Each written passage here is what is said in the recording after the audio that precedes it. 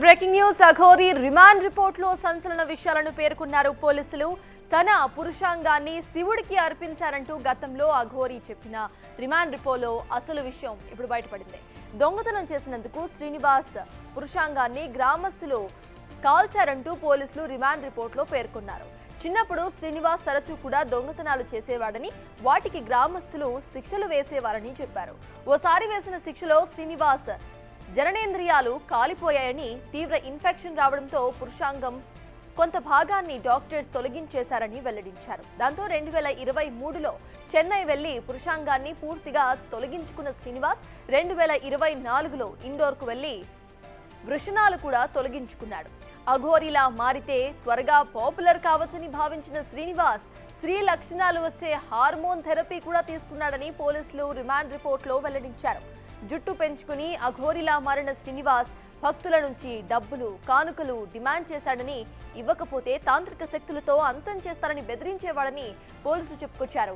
ఇక అఘోరి స్వతహాగా ట్రాన్స్జెండర్ కాదని కూడా రిమాండ్ రిపోర్ట్లో తేల్చేసిందే. అఘోరిలా జనాన్ని ఆకర్షించడం కోసమే శ్రీనివాస్ సర్జరీస్ చేయించుకున్నాడని పోలీసులు బయటపెట్టారు.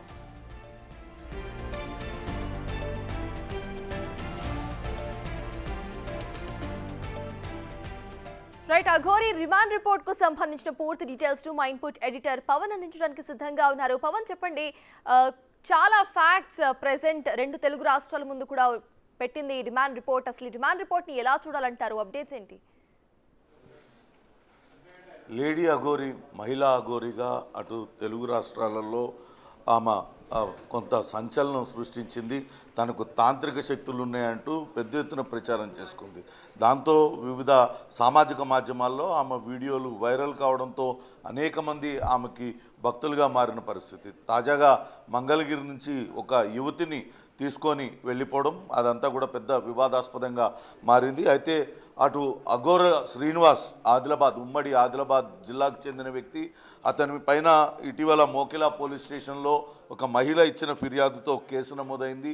తనకు ఉన్న ఇబ్బందులను దూరం చేసేందుకు తనకు తాంత్రిక పూజలు చేస్తానంటూ ఆ మహిళను మోసగించాడు. ముందుగా 5 లక్షల రూపాయలు ఇస్తే తాంత్రిక పూజలు చేస్తానంటూ ఆమెతో చెప్పాడు. ఆ తర్వాత 5 లక్షలు తీసుకున్న తర్వాత మరిన్ని డబ్బులు ఇవ్వాలి, లేకుంటే తాను ఆయుధాలతో దాడి చేస్తాను, తనకున్న తాంత్రిక శక్తులతో ఆ కుటుంబాన్ని మొత్తం సర్వనాశనం చేస్తానంటూ అనేక రకాలుగా ఆమెను భయభ్రాంతులకు గురి చేశాడు. దాంతో ఆ మహిళ మోకిలా పోలీస్ స్టేషన్లో ఫిర్యాదు చేసింది. కేసు నమోదు చేసుకున్న పోలీసులు ఇక్కడ మధ్యప్రదేశ్ నుంచి ఆ అఘోర శ్రీనివాస్ను తీసుకొచ్చారు, అరెస్ట్ చేశారు. ప్రస్తుతం రిమాండ్కి తరలించి అటు చెంచల్గూడ జైల్లో ఉంచారు. అయితే రిమాండ్ రిపోర్ట్లో కొన్ని సంచలన విషయాలను బయటపెట్టింది. ఇప్పటిదాకా కూడా అఘోరి శ్రీనివాస్ తాను ఒక మహిళా అఘోరిని అని చెప్పుకుంటూ వచ్చాడు.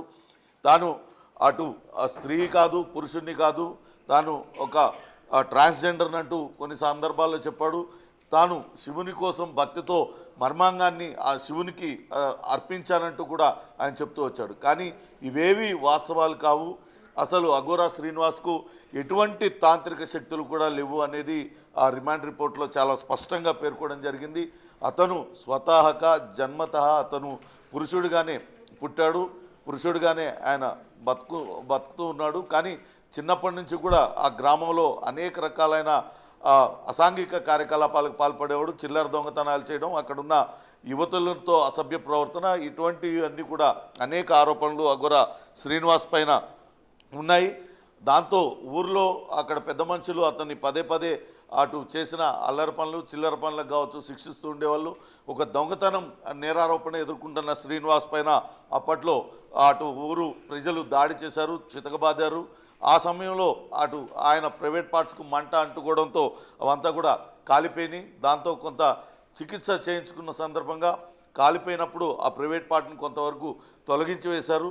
ఆ తర్వాతే శ్రీనివాస్ అటు చెన్నై 2023లో చెన్నై వెళ్ళి పూర్తిగా తన పురుషాంగాన్ని తొలగించుకున్నాడు. ఆ తర్వాత మరోసారి 2024లో ఇండోర్ వెళ్ళి మరోసారి ఒక సర్జరీ చేయించుకున్నాడు. పూర్తిగా స్త్రీ రూపాన్ని తెచ్చుకునేందుకు అతను ప్రయత్నించాడు. దానికి సంబంధించిన శస్త్రచికిత్స చేయించుకొని అప్పటి నుంచి కూడా హార్మోన్ ట్రీట్మెంట్ తీసుకుంటూ తనను తాను పూర్తి స్త్రీగా మారిపోయేందుకు అతను ఆ ట్రీట్మెంట్ తీసుకున్నాడు.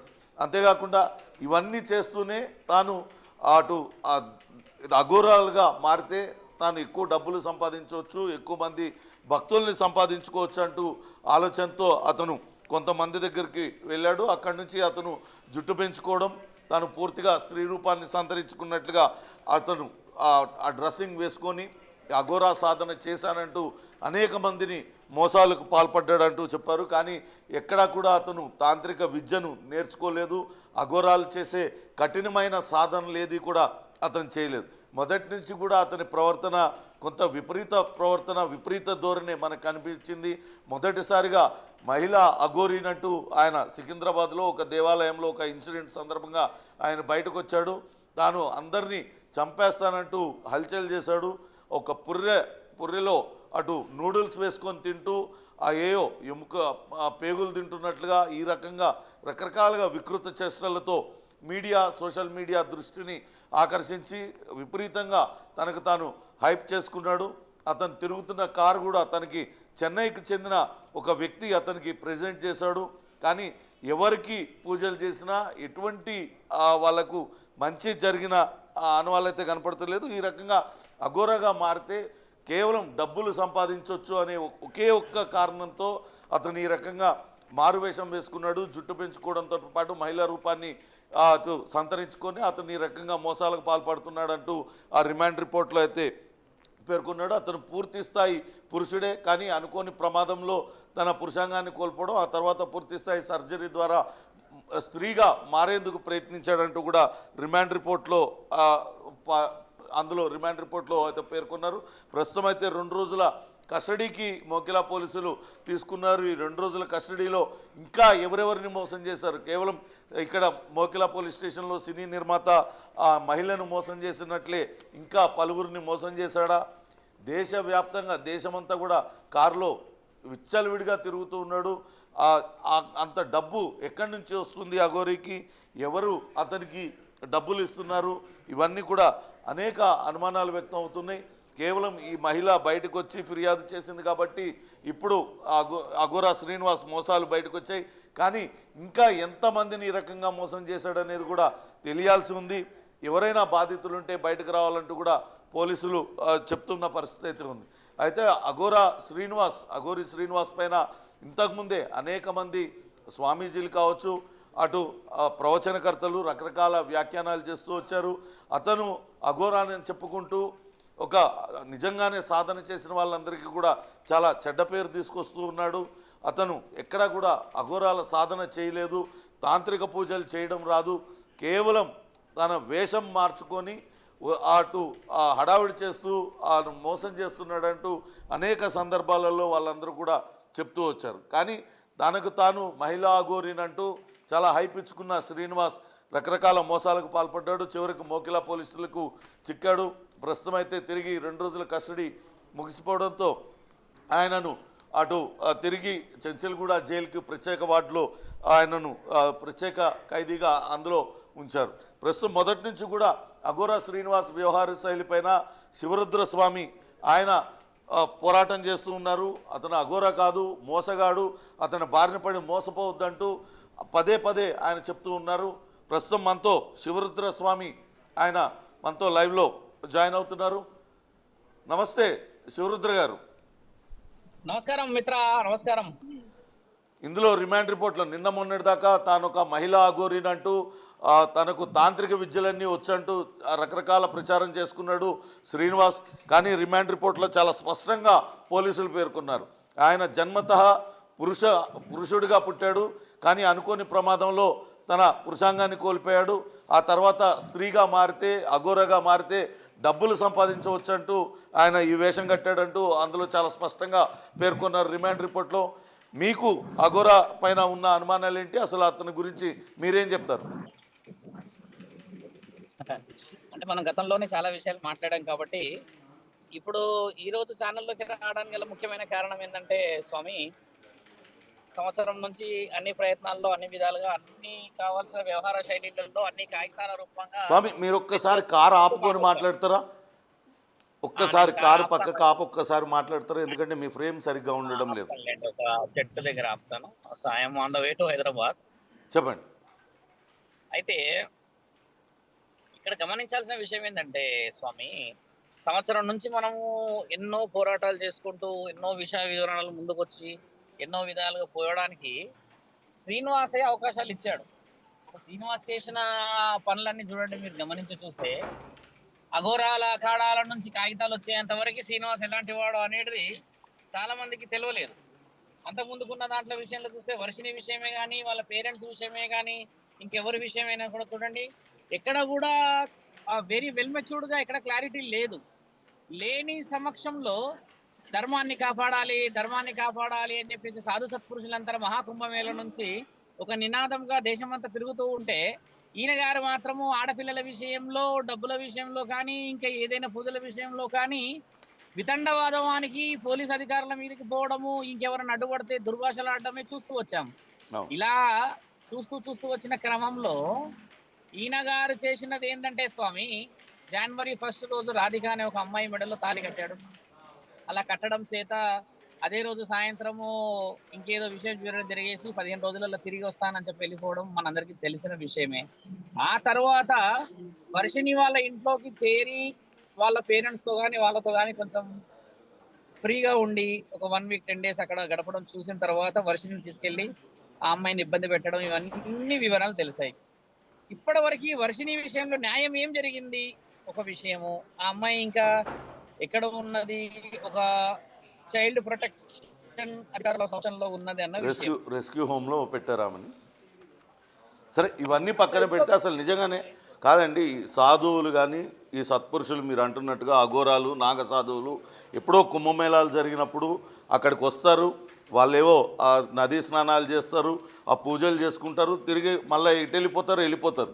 కానీ ఎప్పుడు కూడా ఇట్లా రోడ్ల మీద పడి తిరగడం, ఎవడు కనపడితే వాడి మీద త్రిశూలాలు వేసుకొని పడిపోయి కొట్టేయడం, బూతులు తిట్టేయడం ఇలాంటివి జరగదు కదా.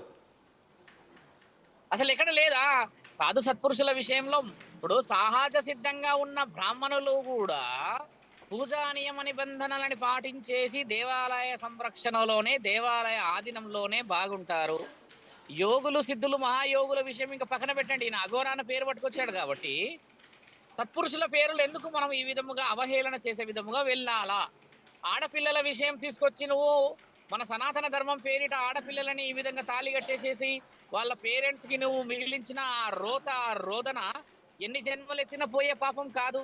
ఇదైతే ముమ్మాటికి చెప్పొచ్చు. ఎందుకంటే స్త్రీని ఇబ్బంది పెట్టి వాళ్ళ పేరెంట్స్ ని ఇబ్బంది పెట్టేసేసి ఆ ఏడుపులు ఇవన్నీ చూస్తూ కూడా పైశాచికతంగా బిహేవ్ చేసేసి నా వర్షిని నాకు కావాలి, నన్ను ఎవరు ఆపుతారు, నేను చూసుకుంటా అన్న ఇలాంటి విషయాలు చూస్తే మనము ఈ సొసైటీలో కుటుంబాలతో బతికే ఆడపిల్లలే కానీ, కొంచెం ఎక్కడన్నా హాస్టల్స్ లో కానీ ఇంకెక్కడెక్కడెక్కడ కూడా ఉద్యోగాల రీత్యా వెళ్ళిన ఈ ఆడపిల్లల విషయంలో మనం సెక్యూరిటీని ఏ విధంగా చెప్పగలుగుతాం? ఇంత లైవ్ గా ఈ విధంగా జరుగుతుంది అని అన్నప్పుడు భయము ఖచ్చితంగా పేరెంట్స్ కి వస్తుందన్న ఉద్దేశమే కదా స్వామి. అంటే సరే, ఆడవాళ్ళ విషయం పక్కన పెడితే ఏదైనా తాంత్రిక పూజలు చెయ్యాలి అంటే కొంత సాధన అవసరం. మీరు కూడా ఒక స్వామీజీగా మీ పద్ధతిలో మీరు భక్తులకి ఏదో వాళ్ళకి రిలీఫ్ కల్పిస్తూ ఉన్నారు, కానీ మీరు ఎంతో కొంత నేర్చుకొని ఉంటారు కదా వేరే వాళ్ళ దగ్గర. అటువంటి సాధన ఏమన్నా ఈ శ్రీనివాస్ తీసుకున్నాడా? కానీ మనం 2-3 వీడియోల్లో చూసాం, ఏదో ఇట్లా ముద్రలు వేస్తూ చేతులతో ఆయన వింతగా ప్రవర్తిస్తూ ఉన్నాడు కదా. అంటే ఈయన గారిది ఏంటంటే స్వామి, ఆ ముద్రలు మీరైనా నేనైనా వేయవచ్చు ఈ రోజుల్లో. ఆ ముద్రలు చూడండి, ఒక విషయం ఏం చెప్తామంటే స్వామి, ఈ ముద్రలు వేసి దేవుళ్ళని అవహేళన చేయడం చేశాడు ఆయన. శివుడి ముందు, తర్వాత వేరే దేవాది దేవతల ముందు వచ్చి కూర్చొని నగ్నంగా కొన్ని అస్త్రశస్త్రాలు వేసేసి, కొన్ని చేతుల ద్వారా ముద్రలు వేసి వాళ్ళని ఇబ్బంది పెట్టిన తరుణమే అది. ఒక సాధువు, ఒక అఘోర లక్షణం తీసుకున్న ఏ పురోహితుడైనా ఎవరైనా స్వామి, దేవుడికి నమస్కారము మనసు ద్వారా 2 చేతులు జోడించి పెట్టడమే మన హైందవ సంప్రదాయం. అవునా కదా స్వామి? అలాంటిది నువ్వు నగ్నంగా ముందు చేరేసేసి ఓ దిక్కుమాలిన అష్టప్రయోగాలన్నీ చేతులు పెట్టి అది పెట్టి ఇది పెట్టి చేస్తున్నావు అంటే ఒక నమస్కారానికి అర్థం ఏమిటి అక్కడ? ఇప్పుడు పెద్ద సిద్ధ పురుషులే పరమాత్ముడు ముందు తల ఉంచుతారు. అలాంటిది నీవు నగ్నంగా ఉండి చితాభస్మం రాసుకొని కొన్ని పరీక్షల నిమిత్తం అలా చేతులు పెట్టేసేసి దాన్ని చూసి వేరే వాళ్ళందరూ భయాందోళనకు గురైపోయి ఆ తర్వాత కొంతమందికి యోని పూజలు చేస్తా అని చెప్పేసేసి యోని పూజలు అనేది అర్హత ఏంది అసలు? ఒక స్త్రీల దగ్గర పూజ చేసేదానికి అర్హత చాలా బలమైనది ఉన్నది కదా. సౌందర్యలహరి అని చెప్పేసి జగద్గురు ఆదిశంకరాచార్యులు రాశారు. ఇందులో ఏం రాశారంటే తెలుసా మిత్ర, ఒక శ్రీ చక్రం అనేది ఎక్కడి నుంచి పుట్టింది, ఆ శ్రీ చక్రం ప్రాఖ్యాత ఎలా వచ్చింది, అసలు శ్రీ చక్రానికి అసలు వివరణ ఎలా ఉంది అని చెప్పేసి రాసిన గొప్ప చరిత్రం అన్నది. సనాతన ధర్మం పేరిట ఆడపిల్లలనే గాని ఏ విషయ వివరణలో కూడా అవహేళన చేయడానికి అవకాశం ఎలా ఉంటుంది? సనాతన ధర్మం అంటే అంత చిన్నగా కనబడుతుందా? భారతదేశం అనేది ఋషి పరంపర అని చెప్పేసి అందరూ మొత్తుకుంటూ ఉంటే ఇది ఎక్కడి పరంపర? నీ ఒంటి మీద నులుగు పూలు వేసుకోలేవు, పైన బ్రెస్ట్ ఇంప్లాంటేషన్ చేసేసుకొని ఆ దుస్తులు లేకుండా వచ్చేసేసి నేను అఘోరా అని అంటావు. ఈ రోజు ఎంత నవ్వుల పాలయ్యావు నువ్వు. ఈ రోజు నువ్వు నాగసాధువు కాదు, అఘోరా కాదు, మామూలు సాదాసీదా ఒక సాధువు కూడా కాదు అని చెప్పేసి డిక్లరేషన్ ఇచ్చిన తర్వాత, ఈ రోజు అభశుభం తెలియని ఆడపిల్లల విషయంలో ముందుకు వచ్చిన తర్వాత, ఈ రోజు జైల్లో ఉండడం అనేది నీ కుటుంబానికి ఎంత సిగ్గుచేటు. ఆ కుటుంబం వచ్చేసి ఇక్కడ తిరుగుతలేదా, బాధపడతలేదా? ఆ రాధిక అమ్మాయి అనే విషయంలో ఇంకా న్యాయం జరగలేదు కదా. అక్కడ ఎఫ్ఐఆర్ అయింది కరీంనగర్ లా, ఆ ఎఫ్ఐఆర్ 1 వీక్ అయింది. ఉమెన్ సేఫ్టీ వింగ్ గారు కానీ, తెలంగాణ ఉమెన్స్ కమిషనర్ కానీ వీళ్ళందరూ ముమ్మరంగా పనిచేశారు. వాళ్ళందరికీ కృతజ్ఞతలు. మోకిలా పోలీస్ స్టేషన్ నుంచి ఒక ఎఫ్ఐఆర్ రిజిస్టర్ అయినాక పట్టుకొచ్చారు. ఈ ఆడపిల్ల రాధిక కూడా ఇప్పుడు లైన్ లో ఉన్నారు, షీఈ్ ఇన్ ద వే. ఆవిడ కూడా ఏమడుగుతున్నారు, ఇంకా న్యాయం జరగాల్సింది ఉంది స్వామి, ఇంకొంచెం పోలీస్ అధికారులు వివరణలు సేకరిస్తున్నారు అన్నాడు. ఇలాంటి విషయాలలో చూడండి స్వామి, సనాతన ధర్మం పేరిట ఇంతటి అరాచకాలు చేస్తూ ఉంటే మనం చూస్తూనే కూర్చుని ఉండిపోయాం. ఇంకా మీరు ఆలోచించండి, నెల అవుతుందా ఈ న్యూస్ మనం స్ప్రెడ్ చేయబట్టి? ఆల్మోస్ట్ నెల అవుతుంది కదా స్వామి. నెల నుంచి ప్రజలలో కూడా కొంత అవగాహన రావాలండి. ఎవరు దొంగ బాబా, ఎవరు నిజమైన వాళ్ళు, ఇది రావాలి. కానీ మీడియా ఛానల్ వల్లనే చాలా తెలిసింది. ఇప్పుడు స్వామీజీగా మీరు కూడా అంతో ఇంతో ఎవరో ఒకరి దగ్గర అయితే మీరు కూడా కొంత జ్ఞానం పొంది ఉంటారు. ఎటువంటి అంటే అఘోరా అఖాడాలు ఉన్నాయి, వాటిల్లో చేరేందుకు అసలు అర్హత ఏంటి, అక్కడ ఎటువంటి తాంత్రిక పూజలు నేర్పిస్తారు, దానికంతా ఆ ప్రక్రియ అంతా కూడా ఎంత టైం పడుతుంది. కానీ ఈయన చూస్తే చాలా తక్కువ కాలంలో తనకు తాను అఘోరగా చెప్పుకుంటూ ఉన్నాడు. అసలు దానికి ప్రామాణికత ఏంటి? అంటే మీరు కూడా ఏంటంటే స్వామి, మీరు కూడా ఏంటంటే అవగాహన కొంచెము తాంత్రిక పూజ అనేది అఘోరాలలో కానీ ఇంకెవరు కానీ కూడా లేదు. అక్కడ ఉన్న పూజలు ఏంటంటే స్వామి, ఇప్పుడు 15 అఖాడాలలో 2 అఖాడాలు ఉండే. 2 అఖాడాలు ఒకటి కిన్నర. ఇంతకు ముందుకు మన కుంభమేళ ముందు వరకు మన దగ్గర 13 అఖాడాలు ఉండే. 13 అఖాడాల తర్వాత దాన్ని 15 చేశారు. 15 చేసి మళ్ళీ ఏం చేశారు, ఆడవాళ్ళని కిన్నర్స్ ని ఒక దగ్గర ఏర్పాటు చేసేసి మొత్తానికి 13కు కుదించారు. 13 కుదించిన తర్వాత ఈ అఖాడాలకి వెళ్ళాలి అని అంటే ముఖ్యంగా సాధువులని కానీ ఎవరిని కూడా అందులో అంత అవహేళన, అంత అవలీలగా లోపలికి రానివ్వరు. వాళ్ళు కొన్ని అర్హతలు బిగిస్తారు, కొన్ని నియమ నిబంధనలు బిగిస్తారు, భిక్షాటన బిగిస్తారు. రోజు నువ్వు నడిచే ఆ నడకలో కాలి నడకన వెళ్ళేసేసి భిక్ష చేసుకొని వచ్చి అదే తినవలేను. నీవు ఉదయం 6 గంటల లోపే నీ సాధన పూర్తి చేయవలేను. తర్వాత గురువుల యొక్క సంరక్షణలో ఉంటూ గురువు సేవలో కొన్ని గురువుకు సంబంధించిన మంత్ర ఉచ్చారణలో వాళ్ళు చెప్పిన డైలీ వైవిధ్యమైన వివిధమైన మంత్ర ఉచ్చారణలు మన దగ్గరున్న వేద శాస్త్రాల మీద గొప్పతనం చెప్పుతారు, కానీ తాంత్రిక మాంత్రిక యాంత్రిక శక్తుల గురించి చెప్పరు. తాంత్రికం అనేసరికి ఏమైంది తంత్రం, మాంత్రికమయ్యేసరికి ఏమైంది మంత్రం, యాంత్రికమయ్యేసరికి యంత్రం. ఈ తనువు మనవు మనసుతో వచ్చిన యంత్ర ప్రయోజనం అంతా గురు సాధకులకు సాధ్యమయ్యే ఒక పట్టభద్రులకి కదా స్వామి. నువ్వు ఏ సాధకుడు అని చెప్పి ఈ రోజు నీకు యాంత్రిక మాంత్రిక తాంత్రిక శక్తుల గురించి మాట్లాడాలి అర్హత లేదు. అఘోరాలు కావాలంటే కారణ జన్ముల వల్లనే అవుతారుగా. కారణ జన్ములన్నీ పరమాత్ముడు ఎన్నుకుంటాడు కదా. ఎన్నుకున్న తర్వాత అక్కడికి వెళ్తారు కదా, వాళ్ళు దేశ రక్షణలో ఉంటారు. సంరక్షణ అనేది సౌభాగ్యం, ఇల్లు, సంసారం, భారతదేశం అంతా బాగుండాలని చెప్పేసి నిత్యం హోమాగ్నిలో కూర్చొని తలని కూడా పైకి పెట్టేసి త్రిశూలంలో నుంచి ఒక కాలు అడ్డుగా పెట్టేసి పైన పరమశివుడిని చూస్తుంటారు. దాన్నే బ్రహ్మ కపాల విద్య అని అంటారు. అంటే కపాలం నుంచి పరమాత్ముడిని చేరే మహాజ్ఞాన సంపదని సంపాదించిన అఘోర సాధకులు కూర్చునే ఆ కూర్చోడాన్ని చూడడానికి కూడా మనకు అదృష్టం కావాలి స్వామి.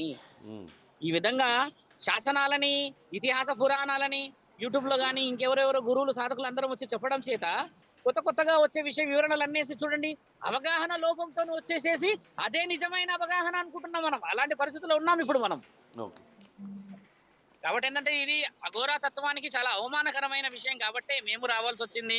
రుద్రాక్షలు వేసేసుకొని నువ్వు శివుడు అంటావు, పరమేశ్వరుడు అంటావు, బ్రహ్మ అంటావు, ఇలా చెప్పడం ద్వారా నువ్వు చేసే పనులన్నీ భ్రష్టు పట్టించేవి, సమాజానికి ఎంతో చిగ్గుచేటు పనులు చేయడం చేతానే అఘోరాల అఖాడ నుంచి కాగితాలు వచ్చాయి.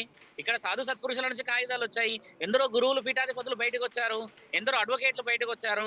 ఆ ఆడపిల్ల బయటకు వచ్చింది. ఇప్పుడు ఆడపిల్ల కూడా లైన్ లో ఉంది. ఆవిడ కూడా ఎఫ్ఐఆర్ అయింది. న్యాయం జరగాల్సిన సమయం ఉంది స్వామి, ఇంకొంత సమయం తీసుకుంటున్నారు. ఉన్నత అధికారులు, పోలీస్ అధికారులను గౌరవార్థంగా చెప్పింది. ఇప్పుడు ఆ ఎఫ్ఐఆర్ కాపీ కూడా మీకు ప్రొవైడ్ చేస్తాను నేను. You can telecast it also. The people should know what is going behind the screen స్వామి. అవును. ఎస్, అమ్మాయితో కూడా మీరు మాట్లాడండి. ఒక సాధు సత్పురుషులం కాబట్టి, సాధువులం కాబట్టి ముందుకు రావడానికి ముఖ్య కారణం ఏంటంటే ఇంకా శ్రీనివాస్ అలాంటి విషయాల్లో తగ్గాలన్న ఉద్దేశం చాలా ఉంది స్వామి మాకు. ఈ ఆడపిల్లని పరిస్థితిని కూడా వాళ్ళ ఇంటికి చేర్చాలి కదా మనము. ఓకే, థ్యాంక్ యూ శివరుద్ర గారు. అయితే ఎటువంటి సాధన చేయకుండానే తనకు తానుగా అఘోరిగా చెప్పుకుంటూ మోసాలకు పాల్పడుతున్నాడు. ఎవరు కూడా నిజంగా అఘోరాలు ఎవరు కూడా మహిళల పట్ల ఇటువంటి భావనతో ఉండరు. మహిళలను గౌరవిస్తారు. వాళ్ళు పూజలు చేయాలంటే కూడా కొంత సాధన చేసి ఉండాలి. కానీ అటువంటి ఏవీ లేకుండానే శ్రీనివాస్ మొదటి నుంచి కూడా మోసాలకు పాల్పడుతున్నాడు. అందుకే అతనికి వ్యతిరేకంగా తామందరం కూడా గలమెత్తామంటూ శివరుద్ర చెప్తున్న పరిస్థితి ఉంది. కానీ దీనికి ప్రజలకు కూడా కొంత అవగాహన కల్పించాల్సిన అవసరం ఉంది. ప్రజలు కూడా ఇటువంటి దొంగ స్వాములు, దొంగ బాబాల పట్ల కొంత తెలుసుకోవాలి. వాళ్ళందరి గురించి నిజంగానే పూజలు, యంత్రాలు, తంత్రాల వల్ల మంచి జరుగుతుందా ఏంటి అనేది కూడా తెలుసుకోవాలి. ఇలాంటి దొంగ స్వాముల్ని నమ్మవద్దంటూ అటు బిగ్ టీవీ హెచ్చరిస్తుంది. మొత్తం మీద అయితే అటు శ్రీనివాస్ అఘోరీనని చెప్పుకుంటున్న శ్రీనివాస్ ఎక్కడా కూడా స్త్రీ కాదు, అతను ఒక పురుషుడిగానే జన్మించాడు. అనుకోని కారణాలతో ఒక యాక్సిడెంటల్గా అతని మర్మంగాలు దెబ్బతినడంతో వాటిని తొలగించాల్సి వచ్చింది. అతను ఏ శివుడికి కూడా అర్పించలేదు. అది తొలగించిన తర్వాత తనకు బతుకు తెరువు కోసం లేకుంటే మోసాలకు పాల్పడాలన్న ఉద్దేశపూర్వకంగానే తనను తాను స్త్రీ రూపాన్ని తెచ్చుకునేందుకు అతను ప్రయత్నించాడు. ఇండోర్లో దానికి సంబంధించిన శస్త్రచికిత్స చేయించుకొని హార్మోన్ ట్రీట్మెంట్ తీసుకున్నాడు. ఆ తర్వాతే అఘోరాలాగా వేషం మార్చుకొని జుట్టు పెంచుకొని ఈ రకంగా మోసాలకు పాల్పడుతున్నాడంటూ అతని గురించి పూర్తి స్థాయిలో రిమాండ్ రిపోర్ట్లో మోకిలా పోలీస్ స్టేషన్ రిమాండ్ రిపోర్ట్లో పేర్కోవడం జరిగింది. చూడాలి ఇంకా ఎంతమంది బాధితులు బయటకు వస్తారనేది మాత్రం వేచి చూడాలి. ఇప్పటికే అటు వర్షిణిని వివాహం చేసుకున్నాడు. ఆ తల్లిదండ్రులు తమ కుమార్తె కోసం బోర్న ఏడుస్తూ దేశమంతా పడి తిరుగుతూ ఉన్నారు. మరోపక్క మరో యువతి కూడా బయటకు వచ్చింది, తనను వివాహం చేసుకున్నాడని. ఇప్పుడు ఇంకో మహిళ తనకు పూజలు చేస్తానంటూ మోసం చేశాడంటూ ఆమె బయటకు వచ్చింది. ఇంకా శ్రీనివాస్ బాధితులు ఎంతమంది ఉన్నారు వాళ్ళందరూ కూడా బయటకు వచ్చి అతనికి ధైర్యంగా ఫిర్యాదు చేస్తే తగిన చర్యలు తీసుకుంటామంటూ అటు పోలీసులు చెప్తున్న పరిస్థితి అయితే ఉంది. Sartaj. Right, thank you Pawan.